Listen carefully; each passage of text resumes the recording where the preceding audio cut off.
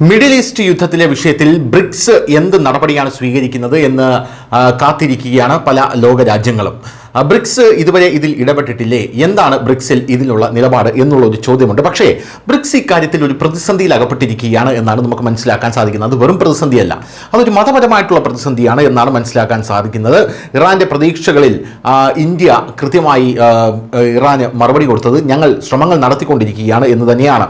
BRICS വേദിയിൽ ഇപ്പോൾ ഒരു വലിയ നയതന്ത്ര വടംവലിയാണ് നടക്കുന്നത് എന്നുള്ളതാണ്. ബ്രിക്സിൽ പുതിയ അംഗമായതിനു ശേഷം ഇന്ത്യയും മറ്റ് രാജ്യങ്ങളും ശക്തമായ പിന്തുണ പ്രതീക്ഷിക്കുന്ന ഇറാൻ ഒരു വശത്ത്, മറുവശത്ത് ഇന്ത്യക്കെതിരെ ഒരു മതപരമായ പ്രതിസന്ധി ഉയർന്നു വന്നിട്ടുണ്ട്. ഇത് ഡൽഹിയിൽ വലിയ രീതിയിൽ പ്രതിസന്ധി വ്യാപിപ്പിച്ചിട്ടുണ്ട്. പശ്ചിമേഷ്യയിൽ നടന്നുകൊണ്ടിരിക്കുന്ന യുദ്ധത്തെക്കുറിച്ച് ബ്രിക്സ് രാജ്യങ്ങൾക്ക് ഒരു തീരുമാനത്തിലെത്താൻ കഴിയില്ല എന്നാണ് ഇപ്പോൾ വിദഗ്ധർ പറയുന്നത്. ബ്രിക്സ് തങ്ങളോടൊപ്പം നിൽക്കണമെന്ന് ഇറാൻ ആഗ്രഹിക്കുന്നു, പക്ഷേ ശ്രമം പൂർത്തിയായി, പക്ഷേ പാത എളുപ്പമല്ല എന്ന് ഇന്ത്യ പറയുന്നു. ആത്യന്തികമായ ഒരു വലിയ ചോദ്യം ബ്രിക്സ് ഒന്നിക്കുന്നതിൽ നിന്ന് തടയുന്ന തടസ്സങ്ങൾ എന്തൊക്കെയാണ് എന്നുള്ളതാണ്. യഥാർത്ഥത്തിൽ ബ്രിക്സ് രാജ്യങ്ങൾക്ക് ഈ യുദ്ധത്തിന്റെ വിഷയത്തിൽ ഒന്നിക്കാൻ കഴിയാത്തത് എന്തുകൊണ്ടാണെന്ന് ചോദിച്ചാൽ, ബ്രിക്സിലെ പശ്ചിമേഷ്യൻ വിഷയത്തിൽ സമവായം കൈവരിക്കുക എന്നതാണ് ഇപ്പോഴത്തെ ഏറ്റവും വലിയ വെല്ലുവിളി എന്നത് വിദേശകാര്യ മന്ത്രാലയ വക്താവ് രൺധീർ ജയ്സ്വാൾ വ്യക്തമാക്കി. പല ബ്രിക്സ് രാജ്യങ്ങളിലും നിലവിൽ പശ്ചിമേഷ്യൻ സംഘർഷത്തിന്റെ നേരിട്ടുള്ള ഭാഗമാണെന്നുള്ളതും ശ്രദ്ധിക്കേണ്ടതാണ്. ഇറാൻ തന്നെ ഗ്രൂപ്പിലുണ്ട്. അതേസമയം UAEക്കും സൗദി അറേബ്യയ്ക്കും അവരുടേതായ നയതന്ത്ര താല്പര്യങ്ങളുണ്ട്. ഗ്രൂപ്പ് അംഗങ്ങളുടെ താല്പര്യങ്ങൾ വ്യക്തമാകുമ്പോൾ ഒരു പൊതു ബ്രിക് നിലപാട് സൃഷ്ടിക്കുന്നത് മിക്കവാറും അസാധ്യമാകും. ഇറാന്റെ പ്രതീക്ഷകൾ ഇപ്പോൾ മങ്ങുന്നതായി തോന്നുന്നതിന്റെ കാരണം ഇതാണെന്നുള്ളതാണ്. വളരെ ചുരുക്കത്തിൽ പറഞ്ഞു കഴിഞ്ഞാൽ ബ്രിക്സിനകത്തുള്ള രാജ്യങ്ങൾ തന്നെയാണ് പരസ്പരം അങ്ങോട്ടും ഇങ്ങോട്ടും എതിരാളികളായി നിന്ന് യുദ്ധം ചെയ്യുന്നത് എന്നുള്ളതാണ്. ഇറാന്റെ കൂടെ നിൽക്കുമോ അതോ നമ്മൾ UAEയുടെ കൂടെ നിൽക്കുമോ എന്നുള്ളതാണ് പ്രധാനപ്പെട്ട ചോദ്യം എന്ന് പറയുന്നത്.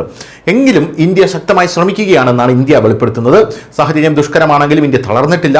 ബ്രിക്സ് ചെയർമാൻ എന്ന നിലയിൽ ഇന്ത്യ അംഗരാജ്യങ്ങൾക്കിടയിൽ ഒരു പാലമായി തുടർച്ചയായി പ്രവർത്തിച്ചു വരികയാണ്.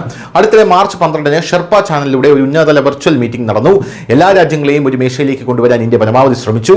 ഇന്ത്യയുടെ ഉന്നത നേതൃത്വവും ബ്രിക്സ് രാജ്യങ്ങളുമായി നിരന്തരം ബന്ധപ്പെട്ടിരിക്കുന്നു. കുറഞ്ഞത് ഒരു സംയുക്ത പ്രസ്താവനയെങ്കിലും പുറപ്പെടുവിക്കാൻ കഴിയുന്ന തരത്തിൽ മികച്ചത് നൽകുക എന്നതാണ് ഇന്ത്യയുടെ ഉദ്ദേശം എന്നാണ് ഇപ്പോൾ കൃത്യമായി നമ്മൾ വ്യക്തമാക്കിയിരിക്കുന്നത്.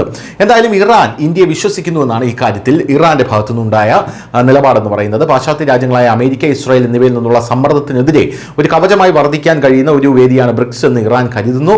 ഇറാന്റെ ഏറ്റവും വിശ്വസനീയമായ സഖ്യകക്ഷിയാണ് ഇന്ത്യ. അതിനാൽ ടെഹ്റാൻ ഡൽഹിയിൽ കണ്ണുവച്ചിരിക്കുന്നു. മധ്യസ്ഥത വഹിക്കാൻ തയ്യാറാണെന്ന് ഇന്ത്യ വ്യക്തമാക്കിയിട്ടുണ്ടെന്നാൽ ഒരു വശത്തേക്ക് ചാഞ്ഞുകൊണ്ട് മറ്റ് അന്താരാഷ്ട്ര ബന്ധങ്ങളെ അപകടത്തിലാക്കാൻ ആഗ്രഹിക്കുന്നില്ല എന്നുള്ളതാണ് മറ്റൊരു പ്രധാനപ്പെട്ട കാര്യം. News desk, news India Malayalam.